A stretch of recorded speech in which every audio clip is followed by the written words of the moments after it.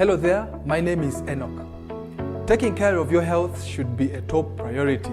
Looking at the various engagements that we have today, it is so easy to forget about our health, mental well-being.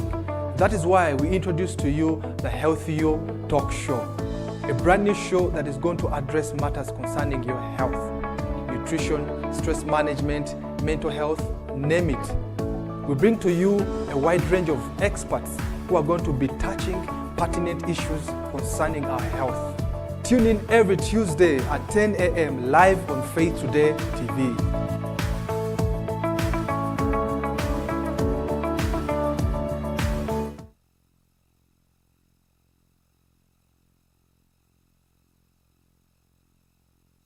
Mountain Moving Faith. This is my latest book.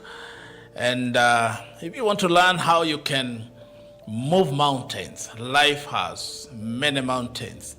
While this journey, you will encounter mountains and you wonder, how can I move mountains? This is a book to read. And it took me time to research, to pray, and to wait on God and look at the scriptures and what Jesus talked about moving mountains. And this book is quite a story, it's quite an inspiration. It is quite something that will change your life. So order your copy today. We can send it to you wherever you are in this country. We will be able to send this book to you on Mountain Moving Faith. Call that number or send a message and our team will be able to ship it to you wherever you are. There's a book to read. You can also buy for your friend, for a family as a gift. And I have no doubt they will thank you and they will be always thankful for what you have done for them. So God bless you as you read this book, Mountain Moving Faith.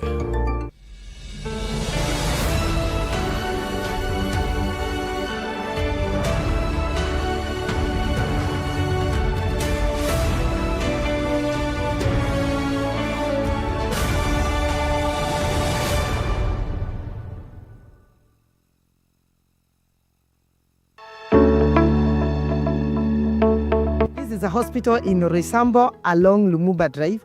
We are level 4 facility, SHA accredited.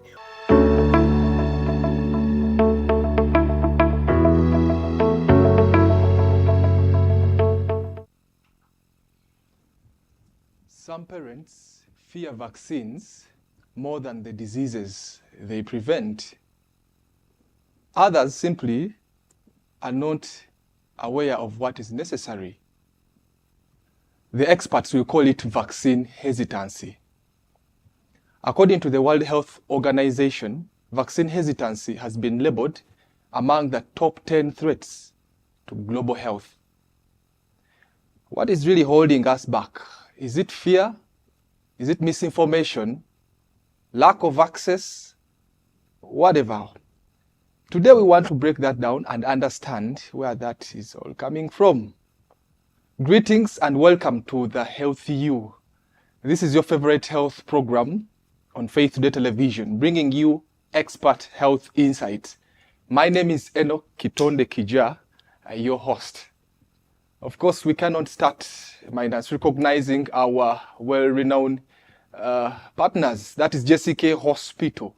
You can find them in Roysambu along Lumumba Drive, just opposite Park University. They are also in Mariaini and Juja Farm. Welcome to the show.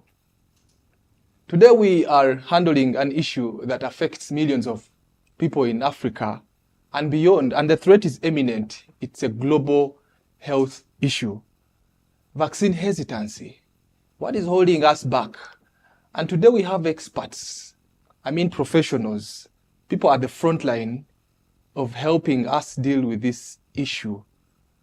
We have our partners also represented today. And of course, another person from the sub-county. You don't want to miss this conversation. But before I invite them to take us to the next level, I am cognizant of those of you who follow us on social media. We really appreciate you and we want to remind you to follow these discussions. Please subscribe. And if you have any question, use that number on your screen. Remember, the earlier, the better. Vaccine hesitancy is what we are talking about today. So what is your fear? Let us know in the comment section. You can as well send in your question. Thank you so much. Back to my guests. You guys look amazing. Thank you. Thank you. I'm very excited to host these professionals today. And of course, we would start with our partners. Of course, that is Chepkemoi Hospital. We'll start with the lady on my immediate right. Would you kindly introduce yourself to the audience? Okay. Hello, Enock. I'm Christabel Chepkemoi. I'm a nurse at Chepkemoi Hospital. Chepkemoi Hospital is located at Lumumba Drive, just next to Park University. I'm the nurse in charge there, and we do all kind of services. We do inpatient, outpatient services. We have physiotherapy, immunization, lab, 2 functioning theaters. So you're all welcome there. And you're welcome. I like the details. Thank you. We really celebrate you, our partners, and this would not be possible without you. Thank you for the great work you're doing. That is Chepkemoi Hospital. And of course, we have someone from the ministry. We've had them for some time, the sub-county, giving us so much information about prevention, infection prevention and control, immunization. And today, we have another expert. She will tell us who she is in few words. Kindly. Thank you, Enock. Good morning. My name is Eunice. I'm a nurse by profession, working with Nairobi County, Mathare sub-county. I deal with vaccinations. My work is mainly cold chain equipment maintenance and vaccine commodity management. I also mentor nurses in vaccine management. Yes. Oh, that's good to know. Yeah. How has been your week like? Still early, it's Tuesday. It's a Tuesday. So it's still slow. Still slow. Yeah. And I think that is important for our viewers to know that, we are just starting the week, so beginning of the week with the right information, it is going to help. You'll allow me start off this way. You've talked about you making sure the vaccines are safe and the like. Yes. You keep them safe. Yes. Parents and people have concerns about these vaccines. Yes. Are they safe themselves? They are. What do you mean by are? The Ministry of Health has made sure vaccine safety is one of the most important things we look at. From the time this vaccine lands in this country, or rather from where it has come from, we make sure it lands at, we have a central store at Kitondekijja in Kajiado County. The vaccines land there. Vaccines have to go through cold chain for them to be potent. By potency means these vaccines must do what they're supposed to do. Whatever immune they're supposed to provide to the body, they need to do it, so they must remain potent. So we make sure from the central store to the facility to the client, the vaccines are well kept, they are potent and safe for our children. For our children? Yes. Do you only treat children, or do they only work for children or other age groups? No, we have other age groups. We have moved from infancy, vaccination in infancy. Now we have moved to, we have 10-year-old girls for HPV. We have 2 years for our babies at 1.5 months for our measles. We have other vaccines that the ministry provides, the travel vaccines. We have special populations like the cancer patients, the immunosuppressed patients. Yes, we have vaccines for them as well. That's good to know. Yes. The safety, you guys are doing everything possible for these vaccines to be safe. Yes. Wherever they are kept. Christabel, you are welcome. Okay. Tell us about the benefits. I see you guys, do you even immunize? Do you have vaccines? What are the benefits of these vaccines? Okay, we do immunize every day from Monday to Saturday at from 8 to 4. We always immunize. Benefits of vaccination is that it will reduce the number of times a patient or a child is being hospitalized. So because this will help you in building your immunity. It helps in registering in your body that you've ever had the same immunity infection that you were injected. So there are many types of vaccines. There is a live attenuated, that is BCG, and measles. So that when you get injected, it registers in your body that you've ever been affected with that infection, so you wouldn't be sick again with that infection. So another thing is, it's good to be vaccinated. It's cheap. Actually, we do offer vaccines at a very fair price. That will help you later by helping you not being hospitalized.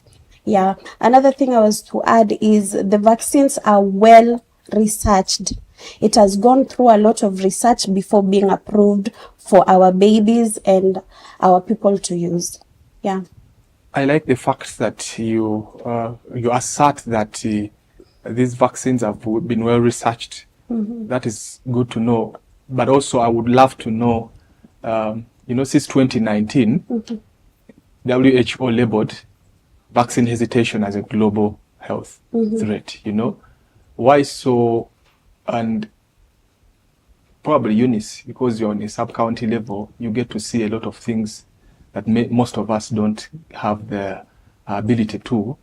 Why is the hesitancy coming up once again? Last session we had with members from the sub-county, they were telling us, there are outbreaks that are coming up, and from the conversation we had from our viewers, there was a very big part of the parents who are like, I don't want my kid to take this vaccine. I am pregnant. I did get this vaccine, but I don't feel like it is even necessary for me to get. Why is that hesitancy coming up? So yes, hesitancy has become an issue. Even maybe help us even define what is vaccine hesitancy to begin with. We are unsure. Fear of the unknown. You don't know what you're fearing, but you're fearing. So vaccines are safe, as I said earlier. And the ministry has ensured that vaccine safety has been taken care of. But we still have information that is not out there about these vaccines. We always say treating tuberculosis is more expensive than giving BCG as a vaccine. And this BCG vaccine, you'll only get it once at birth. And that will protect you for the rest of your life. So imagine getting tuberculosis. We start now treating you for tuberculosis. It will cost more than this one vaccine we have. So that kind of information out there is not there. So parents have fear, as I said, fear of the unknown. They don't have the information. So we have gone up to the community level. We have community health promoters. They are helping us give more information about vaccine and vaccine safety. What is the importance? They don't know the benefits, like she's saying, the benefits of immunization. It will prevent you from being hospitalized so many times. Someone does not have that information, so they hesitate. But we have seen with a lot of speaking, a lot of health education in our public facilities, we are gaining momentum and we are getting some acceptance. We have the hesitant ones that accept and the hesitant ones that don't accept completely. So it's work in progress, and I think we'll get there. Okay. Yes. Work in progress. Those of you who are just joining us, it seems like we are just getting started, and we have experts in the building talking about how safe the vaccines are, and they're also alluding to the fact that these vaccines are managed by the government and they're available at whatever level you can access them. And we are addressing the hesitancy. Maybe you can also help us understand, Eunice, what's the difference between hesitancy and refusal? And there are people who completely refuse the vaccines. Yes, just like you've said, I'm hesitant, I'm unsure. I've not refused, but there's one that will come I don't want. And they don't want. I don't want. And that conversation you cannot have with that person because their mind's already set. I don't want. Period. But now there is this hesitant one that doesn't have information, has the wrong information, there's a lot of myths and misconception around vaccination. With some religious institutions, of course, we have some issues with some vaccination. There's a lot of social media gossip, and true, we call it infodemic. Yes. Infodemic. Break that down for me. I'm sure a friend of mine from Muranga, deep down there, I would say another person from Masaka in Uganda, they would want to know info. A lot of information that is damaging. Oh, you mean info damaging? Infodemic. Yeah, it's a lot of information. It's out there. There's true information. There's untrue information. You don't know what to pick from what. Okay. Yes. What do you mean by religious beliefs? Of course, we all come. We have different religious beliefs. So there are some of these religions that believe the government is giving vaccination for certain reasons. So that is something we are dealing with. That is something the ministry is really working on. And I said we're starting down there. It's bottom up also for vaccination. We start from down there, from the village. Our community health promoters speak to these people. We really like to use the community health promoters because they come from where these people are coming from. We live in the same village. So when we sit down in the evening, we speak about vaccines. They know what is coming up from down there. Then they'll come and tell us, these are the challenges we're having. Then now we start addressing them from there. Wow. Yes. Thank you so much. Christabel, I don't know what you hear about this. I am feeling like misinformation, she calls it infodemics, is really affecting. Yeah. What impact has that, like even in your set of practice, has information impacted the way people perceive these vaccines? What do you have to say about that? Well, in this time and era, everyone has a gadget, everyone has a freedom to post something. Someone will just come with an idea and they'll post it. And there is someone who is consuming the information without even knowing the background of the information. So vaccine hesitancy is being brought by a lot of things, like she has said about culture. Someone at the same time, vaccine hesitancy can be brought by someone who has been vaccinated previously and they got a reaction of the same, so they'll be still unsure of whether to take the vaccines or not. Other people are not sure because, or at the same time, you can say about finances. People can still have, they're not unsure, they want to like buy food, or they go to take the vaccines. Of course, someone will pick the vaccines over, they'll pick food over the vaccines. So about all this, it's good for people to follow good information like WHO or CDCs or health worker providers, so that they can be given good information about the vaccines.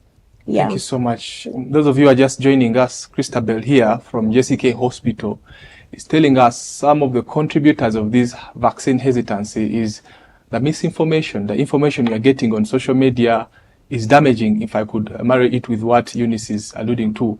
So it is important. She has clearly guided us. How do we get this information and how do we process it?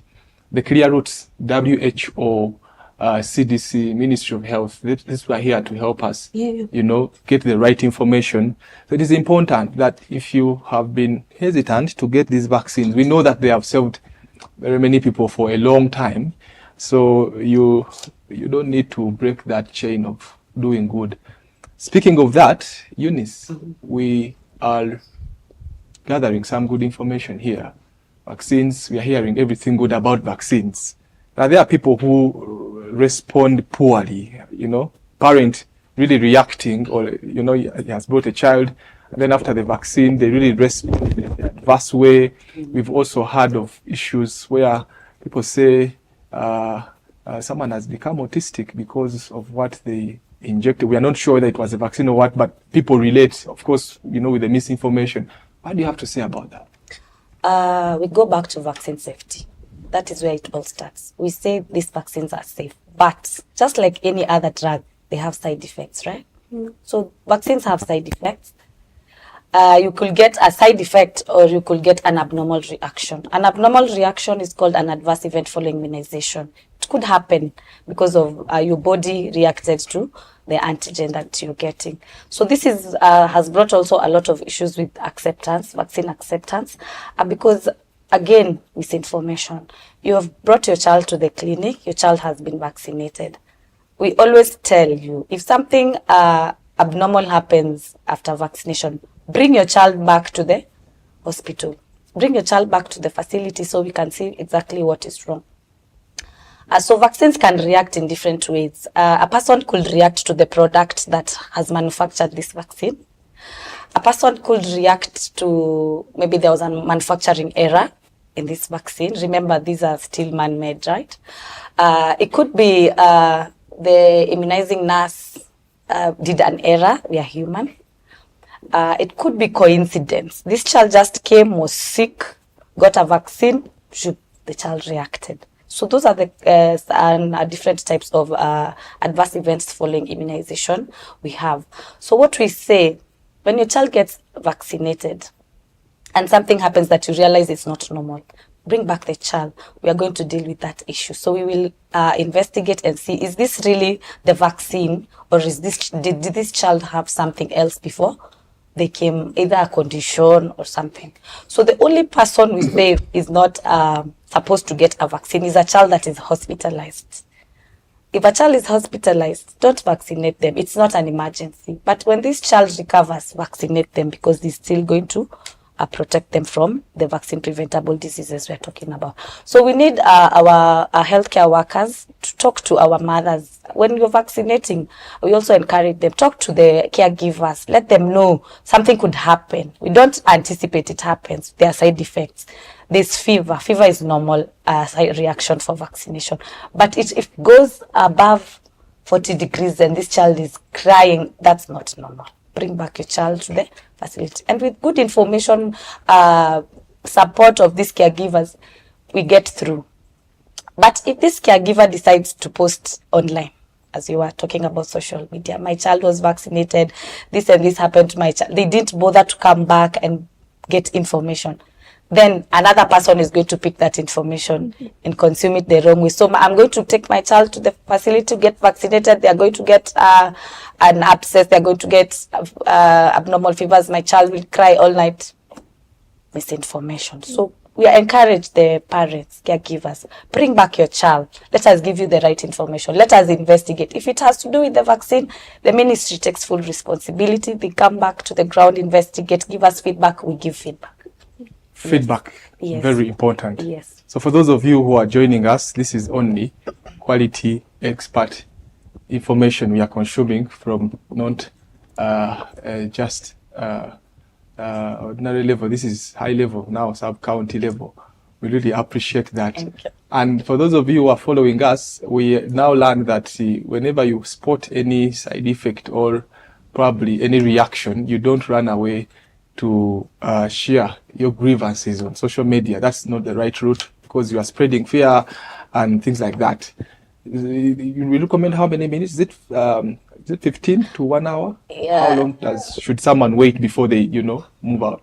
After vaccination, Yeah. we of course you cannot tell someone stay here. You're recommended to stay for 15 minutes after. 15? For any 15 minutes. Yeah, for us to see any reaction, immediate reaction, we give it around 15 minutes. So within these 15 minutes, normally the mother is dressing the child back.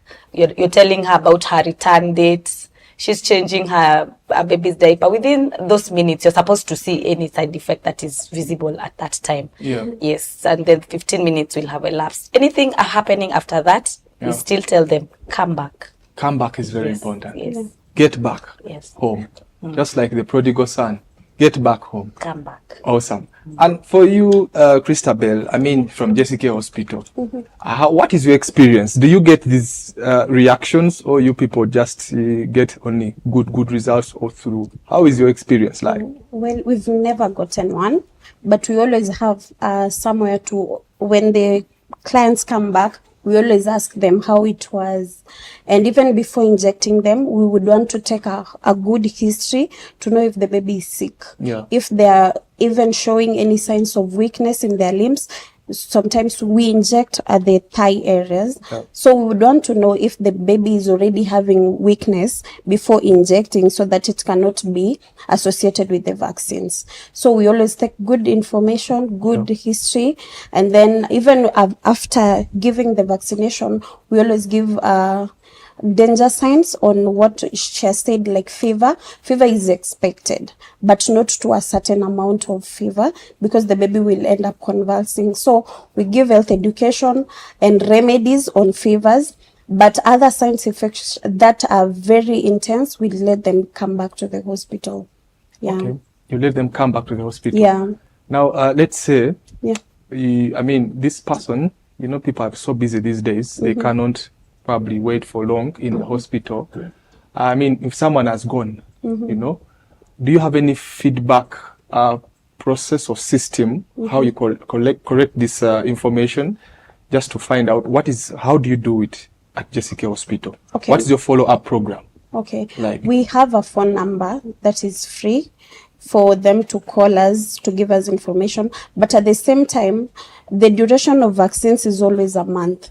But on the cases that are emergencies, we don't let them call. We instead encourage them to come to the hospital so that they can get care.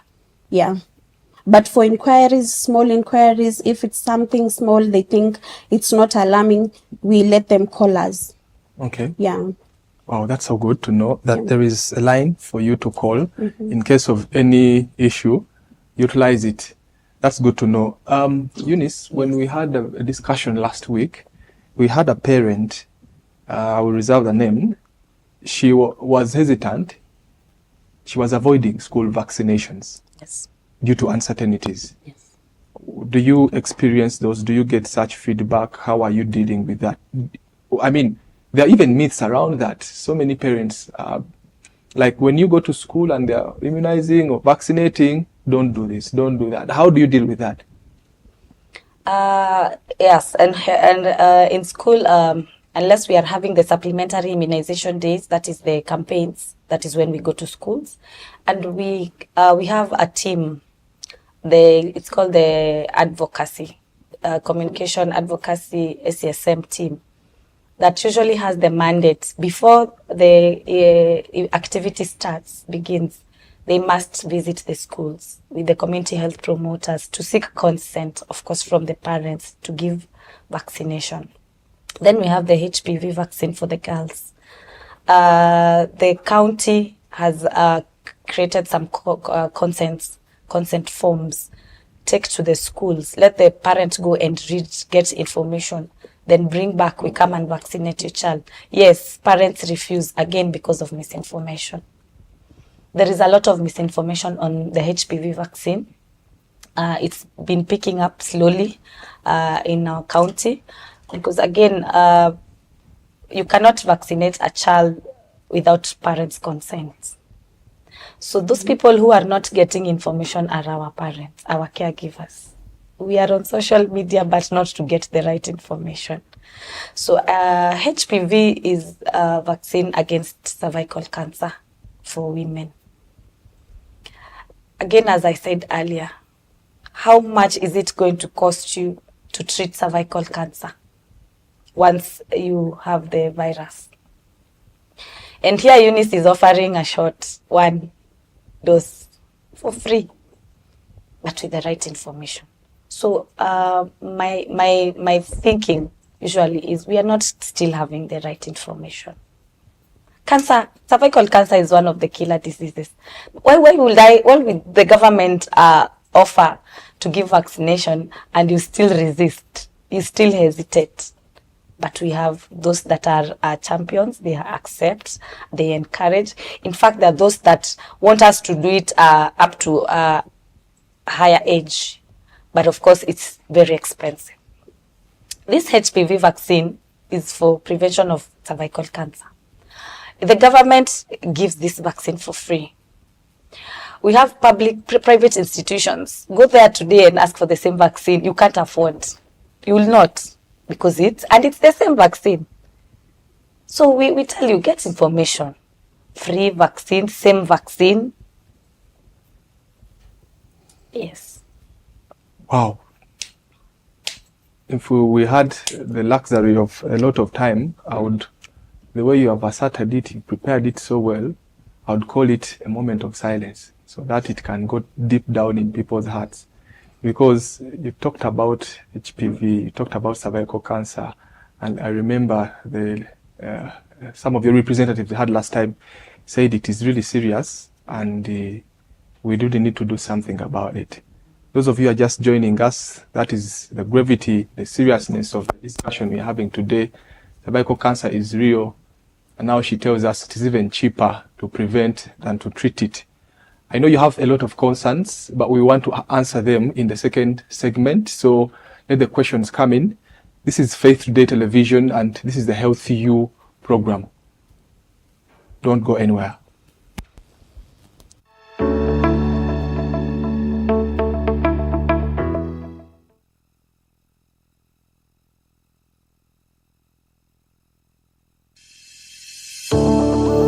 Okay, asante. Nilikisajili kitabu ambacho kinaitwa 7 Keys to Success, ama kuna kanuni funguo 7 if you like it, ambazo zitakuletea ushindi na kufaulu maishani. Wote, wewe na mimi, tunataka kufaulu, lakini pia kuna njia ya kufaulu.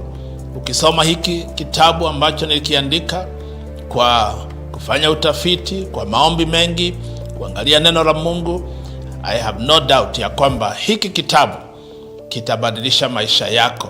Nilikuwa naongea na mchungaji rafiki yangu akaniambia, nilisoma hicho kitabu, sasa ninafundisha watu wangu kupitia ujuzi, maarifa, hekima ambayo nilipata kwa hiki kitabu. Kwa hivyo unaweza pia nunulia watu wengine, na akaniambia alinunulia hata viongozi wake, na wamekuwa wakisoma, wakaweka kwa library yao wanasoma. Hiki kitabu sina mashaka, nina uhakika itabadilisha maisha yako na utabarikiwa.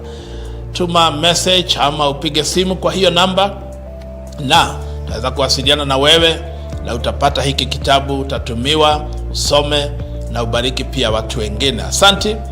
Mungu akubariki unaposoma 7 Keys to Success, and you will succeed. Thank you.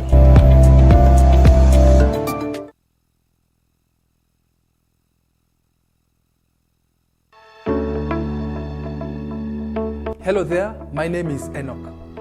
Taking care of your health should be a top priority. Looking at the various engagements that we have today, it is so easy to forget about our health, mental well-being. That is why we introduce to you the Healthy You Talk Show, a brand new show that is going to address matters concerning your health, nutrition, stress management, mental health, name it. We bring to you a wide range of experts who are going to be touching pertinent issues concerning our health. Tune in every Tuesday at 10 a.m. live on Faith Today TV.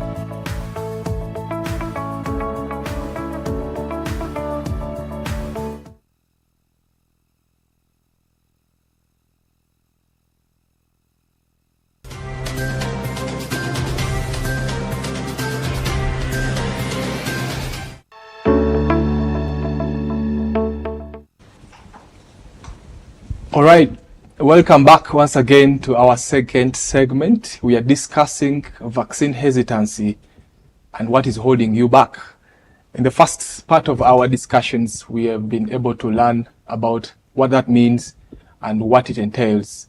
We've been also able to unlock that vaccines are drugs and they have side effects, but you see the benefits outweigh the risks involved.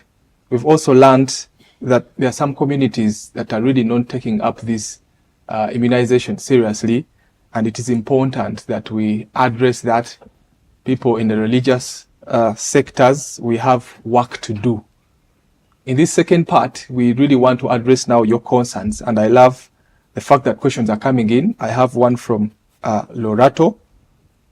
Those of you who are sending in questions, make sure that you also indicate where you are watching from, so that we can help you so well. We have a sub-county representative here, and the follow-up is going to be quality, you know that. And so it's important that you give us those details. Before we go address another question, I want to first do justice to our very first viewer, and I want to appreciate Lorato. She says, do you recommend baby-friendly vaccine offered by private institution? Are there any difference to those offered in a government hospital? I mentioned it like he has stated it, so I don't know. Should I repeat that? Sorry, You've captured it? Yeah. Kindly answer, Rodato. Yes. The government already had a partnership, recommended. There are some private facilities that bring in their own vaccines, the baby-friendly vaccines. We don't have anything against the baby-friendly vaccines as the government, because they are still, the antigens are the same, only that they usually have an extra of a component that are not there in our EPI vaccines. We recommend, we don't tell you don't go get we want all children vaccinated. Our main aim is to vaccinate all our children. And if the baby-friendly vaccine is what you want and it's working for you, get it. Yes. Yeah, and I think that is very important because also when you look at the immunization agenda 2030, your target is how many millions? Is it 50 millions? Yes. Yeah, so it's very important that we cover up these gaps. And now getting it from her, it's very important. Go ahead and get that vaccine. We have Brenda Adiambo here. Nice discussions and good work. Oh, this one was just celebrating what you guys are doing and the information you're giving. So Brenda Adiambo is saying, nice discussion and good work. Let's fill the gaps. Let me take another question. Brenda, remember to subscribe and then share this with other people. So we have Esther Lasoy watching from YouTube. YouTube followers, you're our good friends. She says, great discussion. Vaccination is a simple, safe, and effective way of protecting people against harmful diseases. You guys are doing great work. People are already taking up the information positively. Of course, if you have any question, this is the time when you bring it in. We have experts right here to help you address all the fears and the concerns. And of course, we have, I will take one from Nolan. Nolan from Kabati says, a friend of mine had a bad reaction. She suspects his baby suffered from knock knees after being vaccinated. Is that suspicion justifiable? Christabel, what do you have to say about that? It's not. Knock knees and vaccination will not be associated. So that's why we always do like I said, we do a good history taking. Knock knees, it's something that deals with your bones, your bone alignment, your calcium intake, how you were born, all that. So maybe the baby was found with the knock knees after they were vaccinated, but it did not cause it. Yeah. So there are those who could be having underlying diseases. Yeah, underlying diseases. So that when were not picked. Yeah, they were not picked. That's why I said we do a thorough history taking before vaccinating. Yeah. I believe also Eunice, you have something to add on that. Yes, as I said, with the cause of adverse events following immunization, we have coincidences. Yes. I will give you a vaccine, but actually it's like I even saved you, because if we didn't think about this vaccine, you wouldn't even have known that child has that condition, right? Yeah. So that one is a coincidence. It's a mere coincidence. I will also not think knock knees can be associated with vaccines. She said knock knees is bones, purely bones. Vaccine is immune system. Yeah. Vaccines is immune system, and the other one is the skeleton. Yes, the skeletal system. Yes. The skeletal system. Yeah. I love the way you are demystifying such facts. But also, Eunice, help me understand. Recently, we have an outbreak of measles, and a lot of people think that the vaccine could cause autism. I don't know what you would say about that. Yes. Another myth. Yes, it's a myth. So far, it's a myth.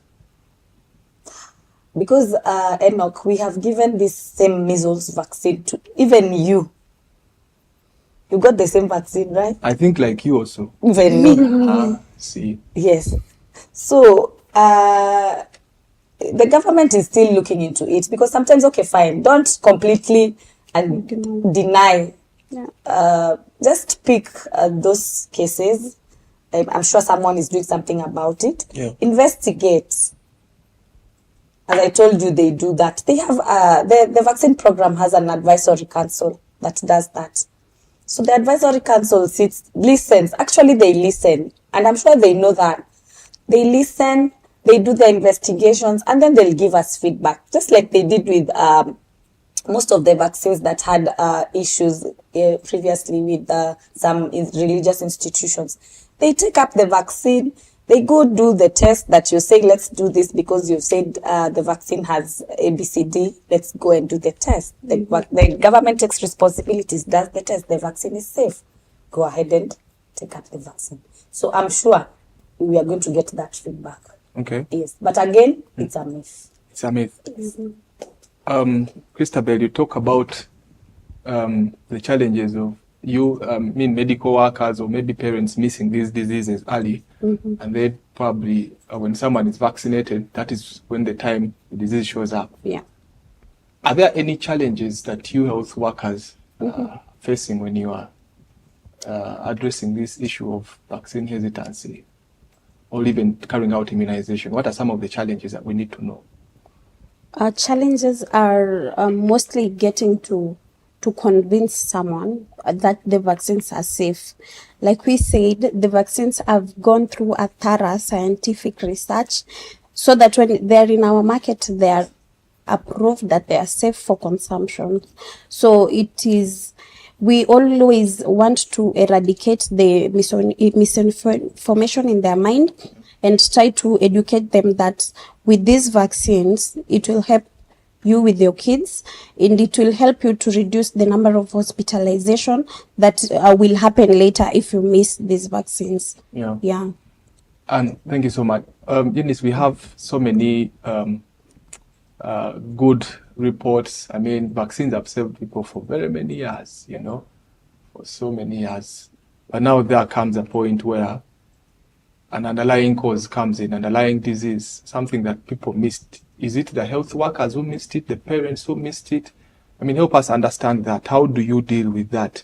Are there challenges that health workers, you could anticipate the health workers could have while trying to do this service of immunization? What are some of the challenges you could anticipate could, bring about these now diseases propping up? Remember, you're vaccinating a healthy child. Normally, when you're coming a vaccination service, you don't come because you're sick. You're coming to get the vaccine. Routinely, thank you. You're healthy. It's a routine, whatever. So, at the back of this health worker's mind, they might not have that thought that you might be sick. I told you the only person who is contraindicated to getting a vaccine is a child who is hospitalized. And they're hospitalized because they're sick. So this other coincidence, it will be very hard for us to pick. Because, at JCK, they might do a physical exam. They might have the resources. At the public facility, we rarely do that. We don't do a physical exam during vaccination. It's a normal routine. So just come. We ask you about your previous vaccination. How is the child after the previous vaccination? They're okay. Did anything happen? Did they get any reaction? No. Have they been sick in between now and this the previous vaccination and this vaccination? The parent will answer maybe yes or no. Have they been hospitalized? Those are now the questions we ask. We don't do an exam. Have they been hospitalized between the last vaccination and this vaccination? Yes. Why? Now you start the history from there, ABCD. Then now if you hear something that cannot contraindicate you to give the vaccine, you will give the vaccine. Wow. Yes. So now if something was to happen now after that, at least you did the basics. Yeah. Yes. You did the basics. Yes, you got the previous information from the previous vaccination, and if there has been any medical history in between. Yeah. So now, what we advised is, if the reaction, there was a reaction and it was a very bad reaction, don't give the vaccine again until an investigation is done. So maybe this child reacted to a component of the vaccine, and it was approved. It was a component. You cannot give that vaccine again because they'll still react, and it might have a worse effect than the previous time. So just the basics, take history, just like she said, even if you will not do a physical one, just take history, know what happened, know what to expect. If anything unexpected happens, then now we start from there. Wow, that is interesting. So the key here is make sure that you get the right history. Yes. Yeah. And I also can agree, sometimes the health workers get overwhelmed. They get so busy. Yes. And then we miss it. So probably Christabel at JCK Hospital. At the public sector, public setting, we see they don't go that extra mile too much because they are on their role, you know. Do you do examinations? Do you take history? How do you really clerk your patient? We do take histories and physical examination. So in every stage of childhood, there is a motor reflex for that. So before administering, because the baby removes the clothes, we'd want to see if there is any muscle wasting, or if the baby has difficulty in being supported in standing. And we even go ahead to ask the parent if they've seen the baby having difficulty in walking or even doing the normal things like they used to. So by then we will get to pick anything that is there. That is there. That is again which hospital? JCK Hospital. All right, we have questions coming in from Ezekiel from Kawangware. He's watching from Kawangware. He says, good morning. My question goes to the logistician. You talked of the cost treating TB is costly as compared to taking BCG. My question is, does it mean that a person who has taken BCG cannot be affected by TB? Kindly clarify. This is Ezekiel. It doesn't mean that. You could still have exposure and get TB. But the TB you will get is not like the TB you would have gotten without the vaccine. So we are preventing you from getting this TB in the first place. Yes. So let's prevent you from getting this TB in the first place. You don't mean you'll not get. There is 0.01 chance. 99.9% works, yes. Then 0.01, you still have exposure. But still we say, let us prevent that from happening. Yes. Christabel, I feel like you want to add on that. Well, yeah, she's talking about prevention. We are preventing you. Well, we would say if you got a TB without getting a BCG, it would be very intense and, well, it reduces the intensity of the disease. That's how the vaccines does. So, and that's why in the pentavalent and the pneumococcal, there is a vaccine that will prevent you from getting pneumonia, hepatitis, but that doesn't mean that in the future you won't get, but the intensity of it will be lower than the one who has not gotten it completely. Yeah. I think essentially speaking, you could either prevent a disease, or you could also decide, I'll repeat, you could either prevent that TB, or you don't prevent, and then you treat and take up the cost of treating. So in other words, prevention is better than Treatment. And treatment. And treatment. Yes. Prevention is better than Best option. I can't add on that. We will proceed. I see so many questions coming in. I pray that we answer you, our viewer. We have Abel from Tome. Some of us did not receive HPV at our young age. Now that we are adults, what should we do? Good question. We are saying you can still get the HPV, but it will not work as it will have worked when you got it. When we say before you start any sexual activity, before you are sexually active, it works better than when you're ready. Remember, now you're exposed to the HPV. We say the male gender carries a healthy carrier of HPV virus. So when you start sexual contact, you're already exposed to the virus. So it wouldn't be of much meaning to you. So let's save it for our girls, for our young girls. Yeah. The young girls. Yes. So imagine that was a boy, a man. He's a man. Yeah. Abel. Oh, Abel is a man. Yes. So for the men, yes, we actually the ministry was looking into incorporating the boys, but it's still very expensive. As you said, HPV is very expensive. The vaccine is very expensive, so we still cannot accommodate the boys.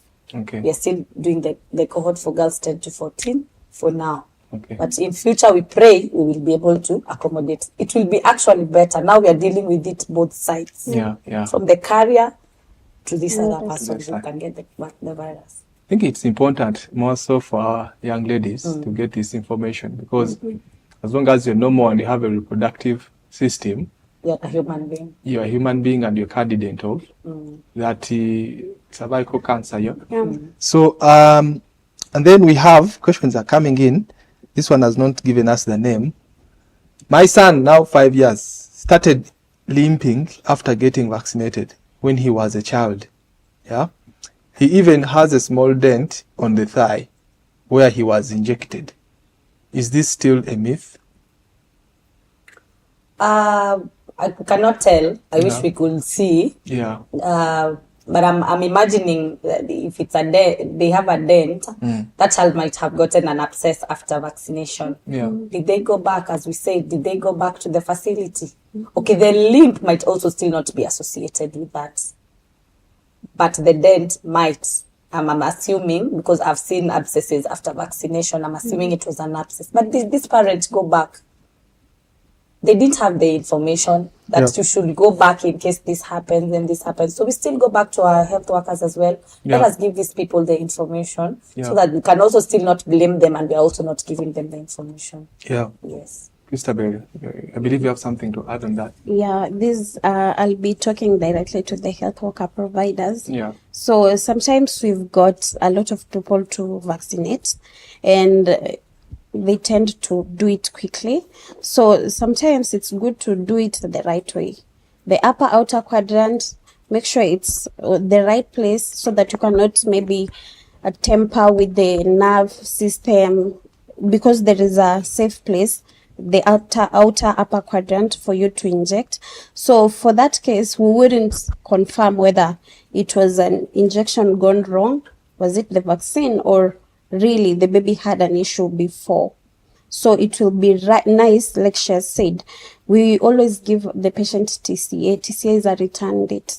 And even before the return date, we always encourage them, if they have an issue, they should come back immediately. So maybe he never went back with the baby to the hospital for them to ascertain whether it was the vaccine or it was something else underlying that was not picked up before.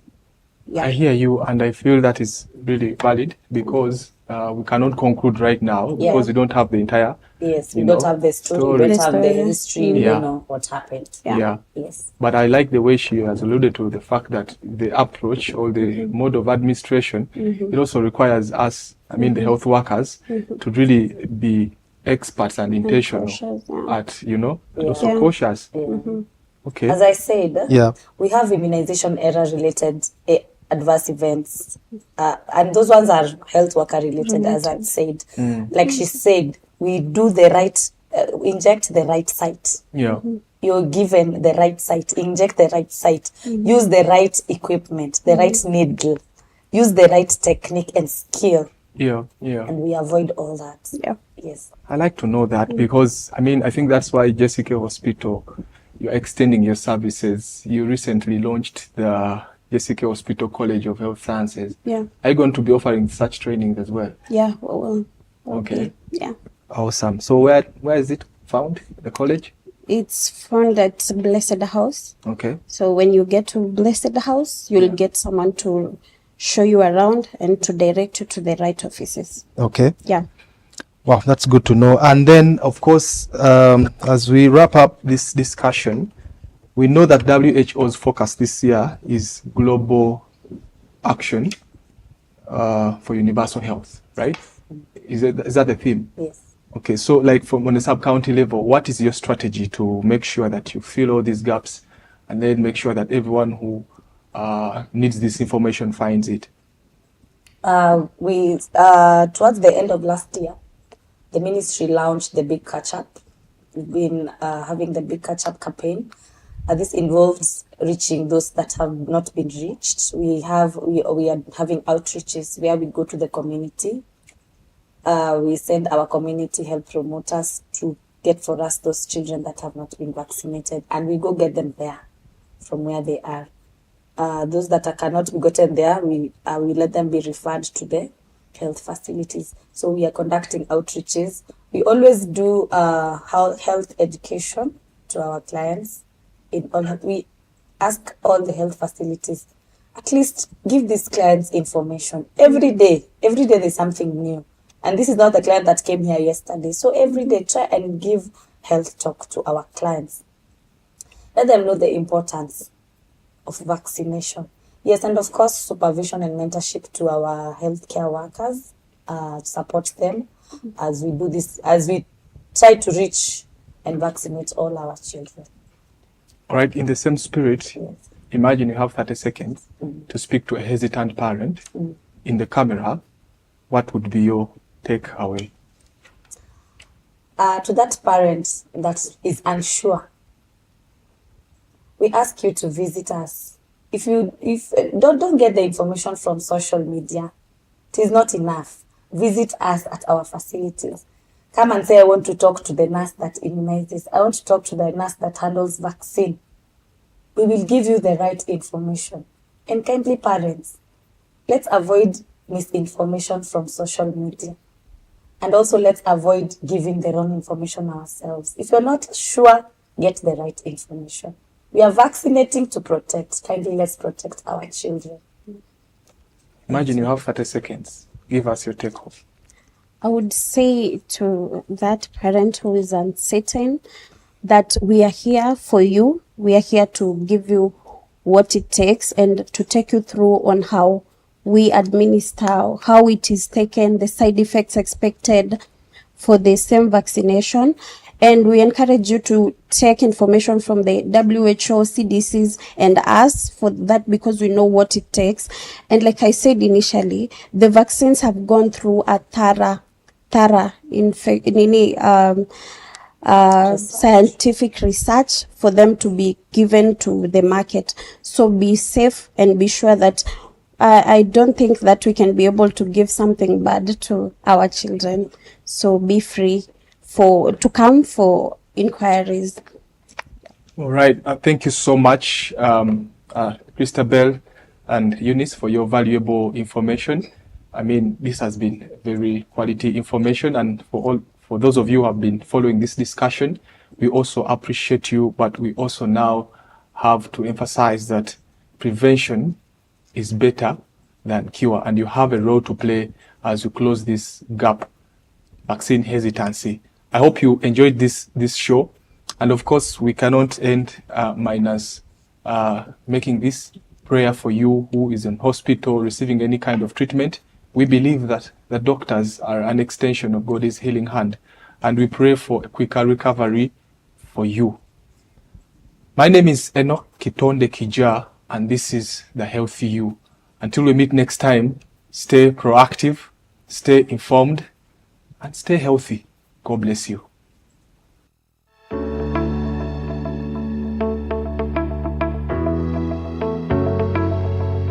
This is a hospital in Roysambo along Lumumba Drive. We are level 4 facility, SHA accredited.